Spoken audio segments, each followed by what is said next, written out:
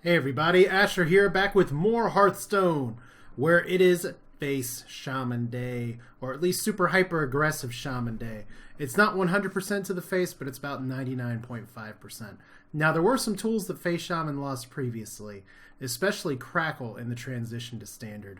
But there are some tools that were gained as well, most notably the Flame Wreathed Faceless, 4 mana 7/7 Overload 2. So definitely a very good person entity, tentacly beast to add into your deck. But the idea of this deck is pretty simple. Get out your 1-drops early and go face. Now, is this deck going to necessarily hold up as the meta shifts around? It's hard to say. Right now, we're still in the phase where people are experimenting with decks, so you do have some inefficient control decks that aren't using a lot of mass removal. And then you also have some mid-range decks that can possibly be taken unawares by this. So we're going to send Thrall out for a spin, and we'll see how it goes. Well, the one thing, as usual, as I've noted previously when playing Face Shaman, is that this is the deck people expect when they see a Shaman. So you have to dominate them even though they know how to mulligan and know how to plan. It's a fun challenge in of itself. Let's see how it goes. Your soul shall be mine for Doomhammer. Alright, now I did not mention before, but I meant to, that this is actually a list that was made by Saren Javek on Hearthstone. I had been tweaking around the list my own before trying something else. I actually should have kept what I had before for the mulligan. We don't really want ancestral knowledge on 2. I almost would rather totem for that.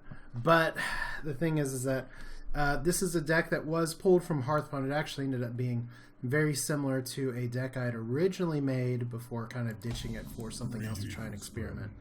That's a decent draw there. But the idea behind this deck is that we go face as much as possible. So I'm curious to see if this is a Reno Warlock or what. Oh god.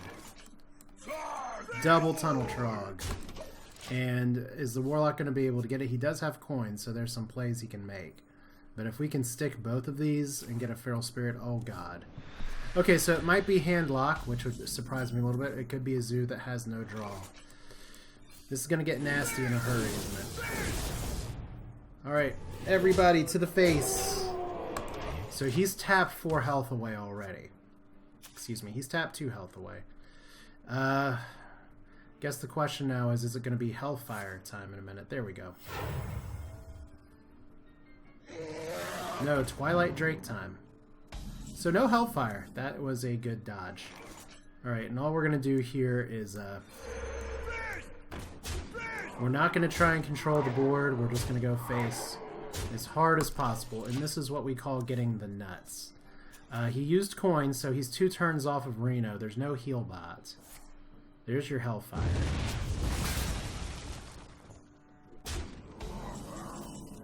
And that's game. Greetings, friend. Elements guide me. Elements. And that's Face Shaman. I guess we can make this a really short video, but we'll do some more. Like I said, the idea behind this deck, like any face deck, is that you're hoping to take advantage of the what pressure you can put on your opponent. But right there, that game was just all about the opening draw, which that's Hearthstone. Sometimes you get it, sometimes you don't. Let's do another one. Your soul shall be mine for Doomhammer. Alright, it's Warlock Day apparently. Since I have coin, I'm going to go Trog Feral Spirits and see if I can grab a 1-drop from the mulligan, which we did. Actually, Eternal Sentinel would be good. This is another new tool. I don't know why I didn't go when I was overviewing the deck before. It's the Lava Shock change card here. So we got Murlocs this time. That could be a good reason to possibly clear a little bit before going in. Or we could just go face and see if we can outface our opponent here. That is another positive alternative. Now remember, Grimscale Oracle is its own issue. Okay, so this may be a Murloc deck. It may not be. We're at rank 10, so while it's not so much that we're at rank 10 because the deck's a little more unsettled. Usually by the time you get to rank 10, you start to get more into the standard metagame decks. The thing is that it's still early in Whispers of the Old Gods, so we don't always know. But Feral Spirit is just amazing. I have 8 damage in hand. And we do have the potential to unlock our crystals. Alright. It's possible I should have taken out the Oracle in case he can get a charge off. But we'll see. That's resources he has to expend to do that. Alright, Leper Gnome, which got nerfed. Another thing that used to be in Aggro Shaman that is not anymore. So there's one bluegill. So I would have been right to clear. Question now is, does he drop his other 2 minions in there to take it out? No, it's still a taunt. There we go.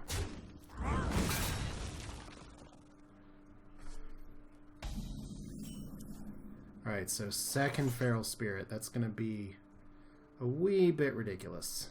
Alright, face. So as I was saying before, I know there's a lot of people that have a lot of hatred for face decks, and I do get it because it's not always good silence there. It's not always what people want to play or think is like the best thing to play, but ooh.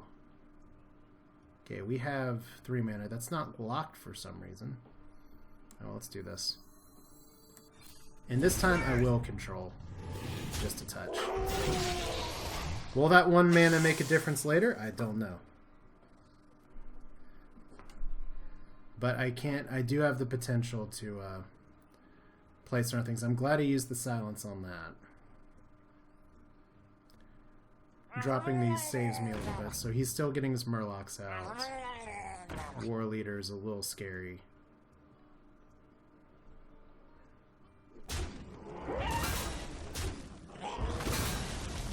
And this is where, for any aggro deck, sometimes you still have to make smart trades. If it's a Murloc deck, he's not going to have many other targets other than the War Leader. He's going to be able to tap into a lot of good stuff later on, but we should be able to have... You always want to plan a few turns ahead as well. Like I can Lava Burst here, I'll be overloaded for 2. I can Eternal Sentinel and then Flame Wreathed Faceless, and then Doomhammer potentially the following turn. So it's too bad Mr. Tunnel Trog got silenced. But as nice as Face would be, this is why it's not titled just Face Shaman. It's very, very aggressive. So we've taken out both of his charges. It's standard mode, so he's not going to have all Murk-Eye. Unfortunately, he's taken out all of our wolves. Alright. There's not a lot I can do about that right now. Well, we do have a second Lava Burst. I may want to save that. The alternative... I mean, I should just develop my board a little bit. The alternative is not very mana efficient either way. Okay, now Bran can just outright take that out. And if he does, so be it.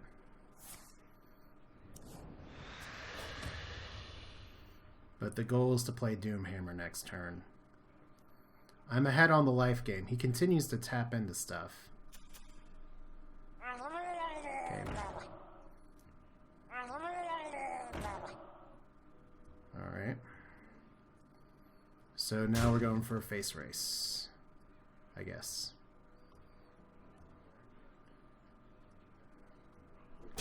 That is a race you're going to lose. Alright, Eternal Sentinel again. That's actually pretty nice. It lets me develop my board more. I feel like I should control this turn and then go for the push. We do have 5 damage in hand though, so let's see here. That's 5. I don't think he can kill me this turn. I wonder. So we're going to go face with this. We'll develop a Doomhammer, get something else on the board, and then we can hopefully finish out the following turn. So let's execute the plan.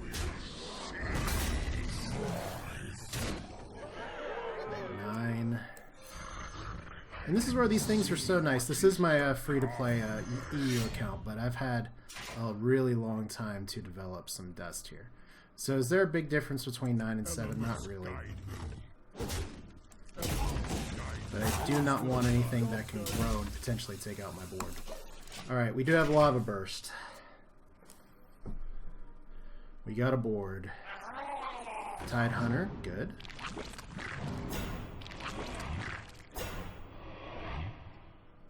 That's a good reason to use Brand. The question is, does he have another one? Okay, he's just lethaled himself anyway, so that's okay. But like I said, it's very aggressive, which means you do need to make smart trades. And a Murloc Shaman, if I had left up that one unit, he would have, those guys would have all been extra buffed, and he could have possibly put out some other things. But there we go. Another win, another Warlock. Let's do another one. You asked for it. For Doomhammer. Alright, Finley's really good to get. Murgleton we don't really want an opening hand. Feral Spirit we do want with coin. So Trog's good, Finley's good because we can switch it to Hunter Hero Power hopefully. So yeah, I think we're on the I think we're just going to be playing on curve for the most part. Hello. Abusive Sergeant, that's actually pretty nice. Okay, give me Hunter Power or Warlock Power or none of those. Oh boy. This is like the three that I don't want. Even the Druid Power is pretty good. I guess we'll go Fire Blast. Not my favorite. But that's the point of Discover, is that you don't always get what you want, but when you try sometimes you get what you don't need. Alright, so one little pew-pew there. Since we have the wolves, let's just do this now. When you have a 1-drop, you can play the wolves with the coin. That's why you try and go for that. Finley would have been a pretty good 1-drop to follow up with. So Arcane Missiles, it looks like this is another Tempo Mage, which of course means that, okay, this could be the first Tempo Mage game that I've faced where I'm not actually facing double Flamewaker, double Sorceress in like the opening hand, and I'm just getting reamed by everything. Oh, there's the Flamewaker. And there's Arcane Blast. Okay. We have 4 mana. We have some tiny creatures. We have hero power. I guess the question is this guy a big enough threat to make me want to clear him?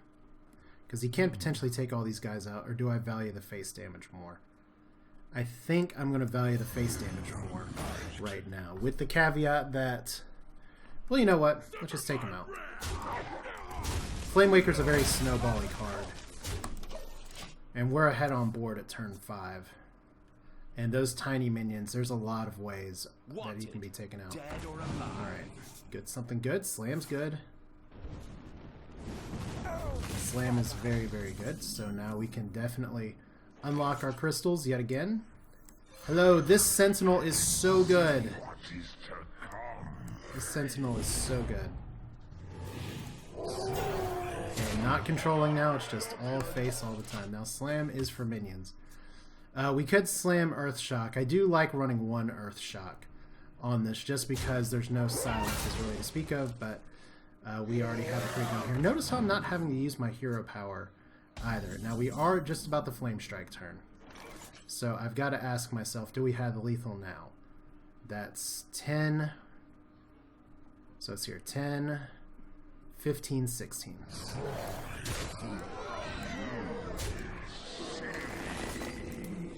We have multiple avenues to lethal, actually. We'll use the hero power. Killed by your own ping. This is Shaman. The idea is that once again we kill before they can even set up their plays. Like, he got a spell slinger out, but couldn't even do anything about it. Yay, new treasure chest. Let's do another game. The light shall bring victory. For Doomhammer. Oh, this is really exciting.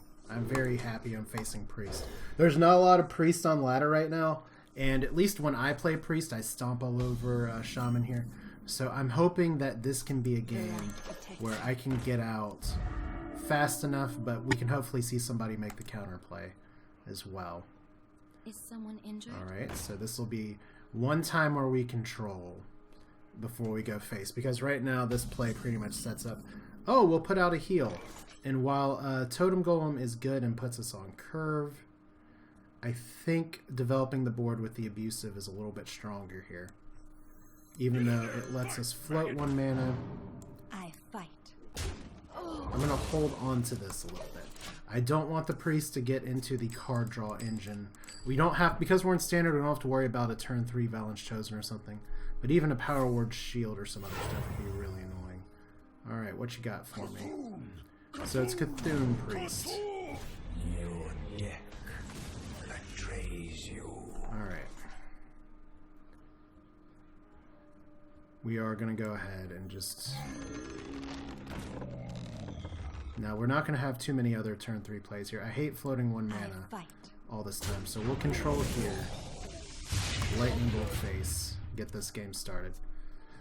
Hopefully we don't have something other than a Totem next turn. But I've already done a little more controlling than I'm comfortable with. But the idea is that because this is a Cthulhu deck, we want to get... Turn 7 and turn 10 are kind of our breakpoints. Turn 7 for the Emperors. But against Priest, the thing is that Priest has a lot of healing.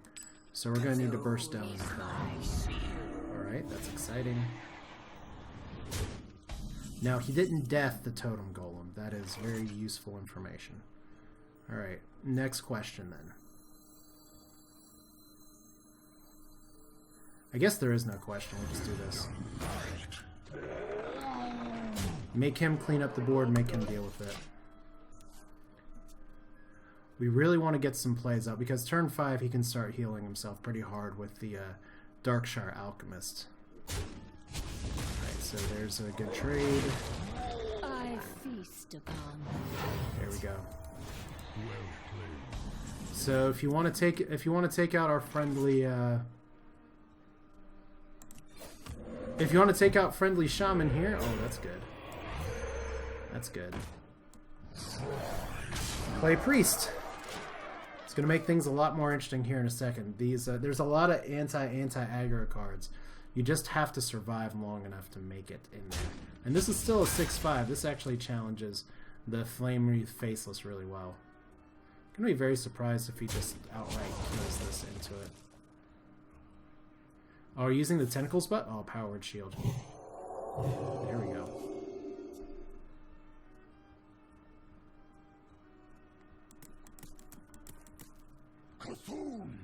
Okay. Your minions. And I'm officially behind. But that's the point with a lot of these aggro decks, is that we do run Ancestral to try and not run out of steam like this. But inevitably it's going to happen. And we want to play this just to... in case we get another really good play next turn. But chances are it's going to be Emperors right here. This is the turn for Emperors. What we'd really want to have in our hand at this point is a way to beast. Okay, there we go. He's holding on to Emperors the whole time. And that's going to be pretty much game. I got the Doom Hammer just a little late. We'll play it out. Just to see... just to show you that, yes, Aggro Shaman is beatable. But see, that's 8 damage here. And he's going to do a lot more. That's actually 12, 14 damage. If he's got 4 more in hand, we're a little dead. Plus, I don't have anything else in my hand. But you see, the game went on a little long. But if I hadn't controlled the board early, I wouldn't have made it. That's how important Feral Spirits are. And really, any matchup. It lets you kind of clean up your board. So good healing there, and that's pretty much it. That is actually lethal.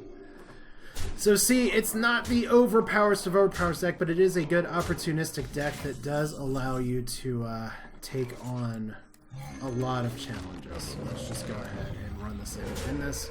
And let's go back to the deck manager and talk about it. One more time, here's Aggro Shaman, not unbeatable, but consistently good. Consistently able to get around what other people are throwing. Especially because not a lot of people are running board clears. Not a lot of people have the healing potential that Priest had. Note that if he hadn't put out that Darkmender, I could have been a lot closer. Of course, the draws weren't there. But that's where against the Cthulhu deck, you just got to assume they're going to Emperor on turn 7. But how many of those games were over or pretty much done? by 6 or so. That's where holding on to Burst in Hand, things like Lava Burst, things like Lightning Bolt, the same conventions that worked before in Aggro Shaman still work here. It's about making smart trades.